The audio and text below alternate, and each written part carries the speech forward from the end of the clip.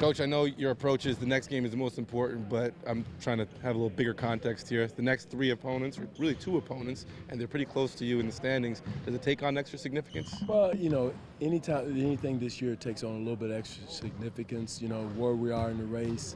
But you got to play one possession at a time. That's our motto now. One game at a time. You can't overlook, Saturday night. So, we understand the situation, the moment, and the significance of it. But again, you can't get ahead of yourself. Right now, it's the Boston Celtics. In years past, around this time, you've sort of been locked into a spot, and I know you've mentioned in the past maybe some natural complacency takes over. Does it help now? I mean, Boston's pushing you guys. There's something tangible even before the playoffs to shoot for. Does that help? It should. It should. There's no question. Somebody chasing and pushing you feel the footsteps behind you. You should.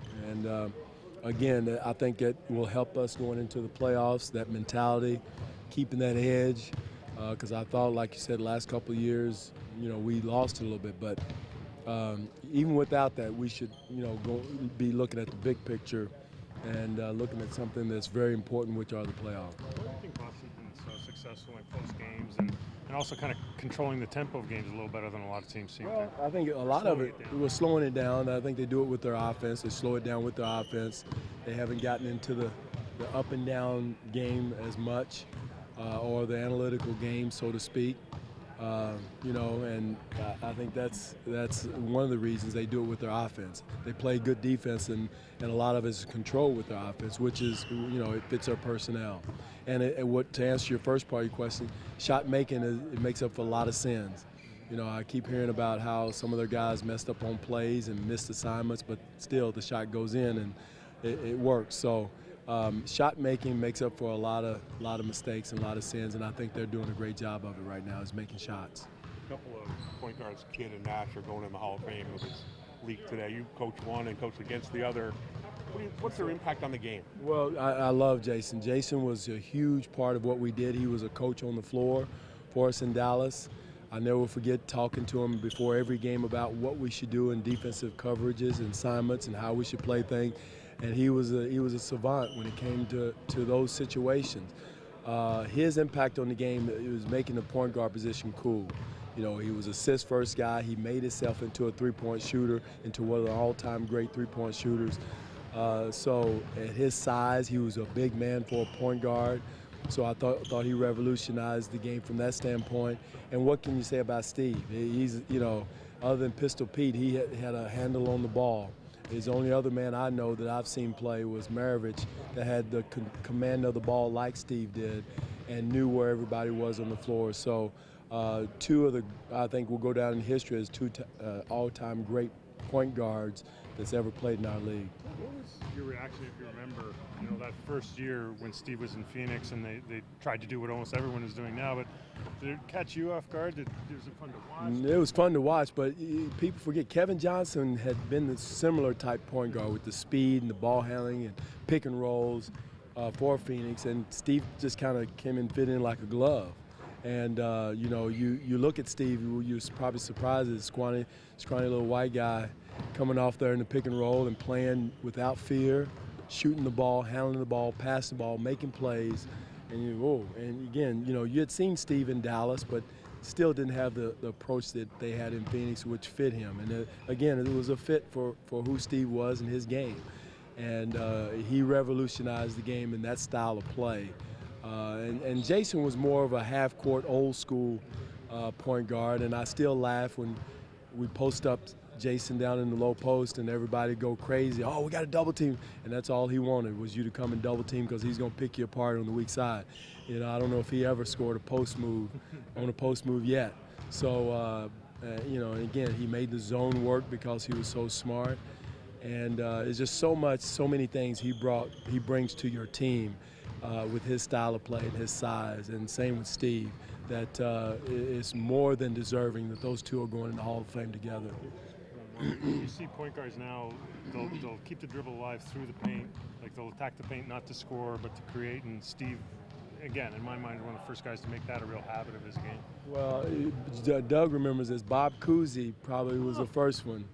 And Doug and I are probably two oldest. I was in the crib. But those two guys, he was Bob Cousy. Bob Cousy started at what we call the midget, or now they call it the Steve Nash.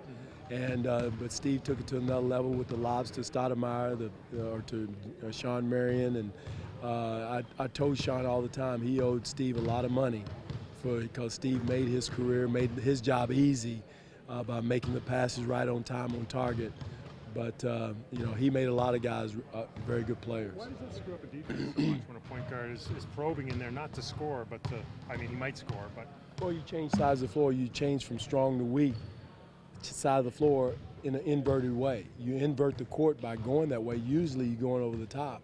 And now you're changing the ball from the strong side to the weak side, and you flip the coverage. So it really confuses the defense, who's tagging, who's coming in, who's the strong side, who's the weak side. So you got to work at it. We have a rule against it, but it does. You really have to think when teams and when guys are savvy enough to do it and smart enough and confident enough to get on that baseline and keep you dribble, when you tightrope in that baseline against pressure defense. Coach, the 905 playoffs start Friday. Do you notice a difference in your players when they came back from their time? Because these guys have turned into quite a piece of what's going for you guys. It did. The game experience down there was huge. To go down in conditioning, playing live basketball versus practice is huge. And it's one of our best assets, one of the best things that Messiah has done was bring that, and our ownership to commit the resources to put the 905. It's like a research and development department. And anytime you have a problem, you send players down there to play, and here they come back. But again, it's playing. It's nothing that beats playing in our league, in game situations, whether it's 905 or going out to Ryerson and playing pickup basketball. It doesn't. Guys need to play more so than in practice, and that's one thing that the 905 organization and part of our organization gives us is the actual live games that guys can go there and play. And we didn't have to use it this much this year because guys are here playing, and then we brought up Lorenzo and Alfonso and Malcolm every once in a while, but our mainstay guys didn't have to go down as much this year or at all, and so we didn't have to utilize as much. But it is a great resource. It's a big part of our organization, and it's an extension of who we are. Kyle mentioned his minutes going up the last few games. Is part of you, like, in case you need him for 38 or 39 in the playoffs, is that a good thing for you? Would you like to get it back down? How do you think about it? The key thing now is developing habits, winning habits. And, unfortunately, the last game, our second unit came in and played. So, again, I put him in there with the second unit. But before that, the last couple of games, it was out of necessity because they whatever reason, and they have been great. But the last couple of games, before last game, they had struggled a little bit, so that ramped up his minutes. And I said before the season that would happen at some point. So, and we have the prerogative to hold that trump card, to use it. So, again, it was out of necessity, no, magical philosophy, but it's to win.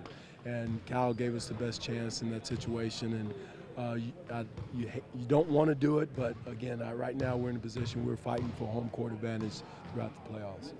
Dwane, watching that game last night, Boston, they went to some zone. Have you seen a lot of teams go to zone this year against Boston? Yeah. Boston plays a lot of zone. Yeah. Mm-hmm. What's the key? What's the key when you attack ball, move the ball? Move the ball, move bodies, get there before it gets set up. Zone, right? Move the zone. Yep. I don't think I've ever seen a zone before, though, Zeke. No, I know. I've never coached against the zone, so But around the league, do you notice most most teams are playing zone? They usually play zone. I think he did that out of necessity also, and so again, we saw it. They do some other unique things, a side out of bounds, under that we worked on today. So you're very observant. No, not really. Dwane, when you go up against a coach like a Brass, is it a bigger chess match? Is this a normal in game adjustments that you guys have to go through? They do different stuff. I mean, nobody else in the league. The things you worry about is a guy by the name of Al Horford, a guy by the name of Tatum, a guy named Rozier and Kyrie Irving when he's there. There's nothing really new under the sun in our league. You know, Brad's an excellent coach, but there's nothing he's doing that we haven't seen that presents.